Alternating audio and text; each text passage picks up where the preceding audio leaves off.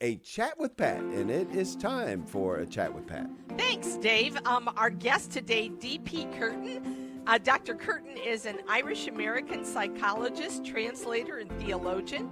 His work has appeared in First Things, Real Clear Religion, The Irish Catholic, Public Orthodoxy, Where Peter Is, and Catholic Exchange.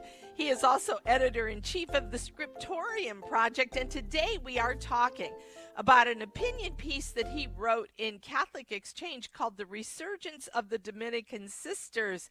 Welcome, Dr. Curtin. How are you doing today? I'm well. How are you? Good, good. I love this piece because it certainly is one of hope, that's for sure. But one of the things I kind of wanted to pick your brain a little bit is how has sisters' religious orders kind of changed throughout history, like their establishment, and then what caused changes, and where are we at today? Well, there have been a lot of changes throughout history if we're looking at a kind of a long-term view of things. A lot of them are parallel to what we see with the mail orders. So in the 13th century, we see things like the rise of mendicantism. Mm-hmm. That's to say groups like the Augustinians, the Dominicans, the Franciscans all come to the forefront in the same way that the mail orders do. Mm-hmm. But significantly in the last 50 or 60 years, we've seen a strong decline in the number of female religious in the United States right now. Mm-hmm. And those numbers have become fairly noticeable. Most orders are on the extreme decline. There have been a few, including the Dominican Sisters out of Nashville, that have almost bucked this trend. Yeah. They've become something almost entirely different from what's going on a little bit more globally. So, do you find that because obviously the religious sisters have been made a great impact over the years and the history of them within our church and within the world as a whole, being servants of God in so many things, staffing schools and hospitals and orphanages and all these things, taking care of the needy. What caused, do you think, this decline over time of the established religious orders? Yeah, that's a very good question. So every group exists for a specific purpose. Otherwise, it wouldn't be a group. And groups that have a clear mission and directive have a strong sense of themselves, what they are and what they're about. I think there was a very strong attempt post-Vatican II to remove some of the traditional trappings of the female religious orders, which ultimately diminished some of their mission. Yeah. I think there were a few groups, including ones like the Sisters of St. Joseph, that tried advertising more recently in magazines. But what they advertised wasn't particularly clear. To join up with a religious order used to mean something very specifically, that you were joining, you were becoming part of this identity, you were part of the mission statement. As you mentioned, being involved heavily in some of the social work attached to the church, running hospitals and schools.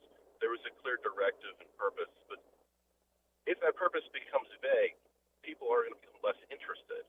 Yeah. For groups like the Dominican Sisters, they've become very targeted in what they want to do and what they want to be. And as a result, they're seeing a lot of people kind of coming in and looking and being very interested in the kind of community that they've created. And you talk about too, because obviously the Dominican Sisters, Mary Mother of the Eucharist up in Ann Arbor has been growing like crazy, and they're the age of the women entering are pretty young, correct? Yes. So one of the more recent features that have been troubling the growth of religious orders is the presence of college education.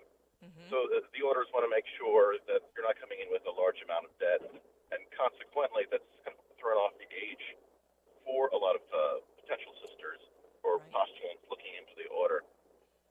But what we're seeing recently is that not these older women in their 40s or even in their late 30s, but some in their early 20s who are looking to be able to come in and join the order, which has bucked trends for effectively the last half century, which is spectacular. We haven't seen anything like this since, I guess, my parents' generation. Mm-hmm. So, do you find that, because you mentioned a visibility, a lot in your article, the visibility of these orders. So, what does visibility have to do with their mission, do you think? In and of itself, visibility is probably unrelated to the mission itself. Okay. However, it does become part of the mission in the sense that they need to be known. There has to be some level of advertisement of who they are and what they're about. And it used to be the case that every religious order had its own distinctive sense of habit, its own stylistic differences. I'd mentioned a different type of mendicant groups. But they used to all be known by the color of their habits. So there were the black friars and the brown friars and the white friars. And everyone knew what you were talking about based upon the symbolic association that you had with them. Mm.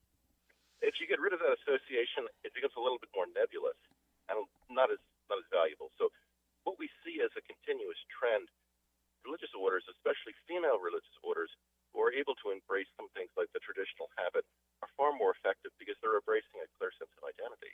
And it's ultimately identity that's driving people joining me. I like that. I like that idea. I think that's a great way to look at it, is a sense of identity.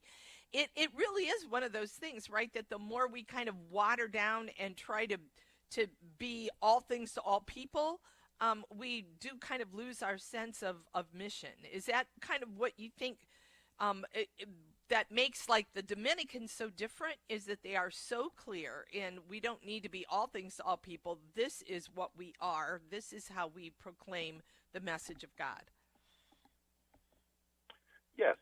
So having a very clear mission statement also is, there's a certain sense of quality control in that. Mm-hmm.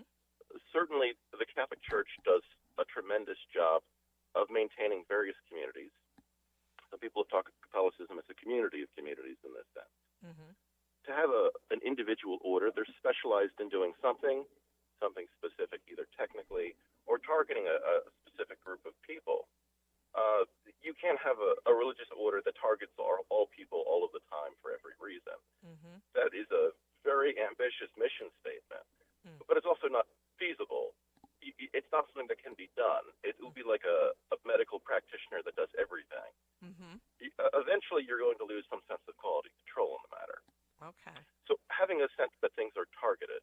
So here in Philadelphia, we have groups like the Christian Brothers, who are famous for some of their work specifically with trying to get vocational education out to the young, and that's their niche. They're not trying to do anything that's much larger than that because they know that there's going to be a loss of control and also a loss of identity. Right. And we saw this a little bit more specifically even with ethnic religious orders. Mm-hmm. The Sisters of St. Basil are also present here in Philadelphia, and they were targeting a large number of Ukrainian immigrants coming into the area who maybe they'd had issues with acculturation or assimilation, and they were effective to be able to speak to that specifically. Okay. That makes all kinds of sense. And are there other orders that you've noticed that are on the rise that are kind of using the same concepts as the Dominicans? There's a couple of them. None of them have the very impressive numbers that the Dominican Sisters have right now. Yeah. It's just that a lot of these houses are effectively independent, so it's not part of like a larger, broader order. Right. Because there's even parts of the Dominican order that don't embrace this, and we do see their decline. Yeah, that's very true. Yeah. So when we talk about experimental design, we can see a control group, and we can see the experimental group. Oh, Dr. Curtin, thank you so much for being with us today, and have a great week ahead. I appreciate this article. Yeah, you too.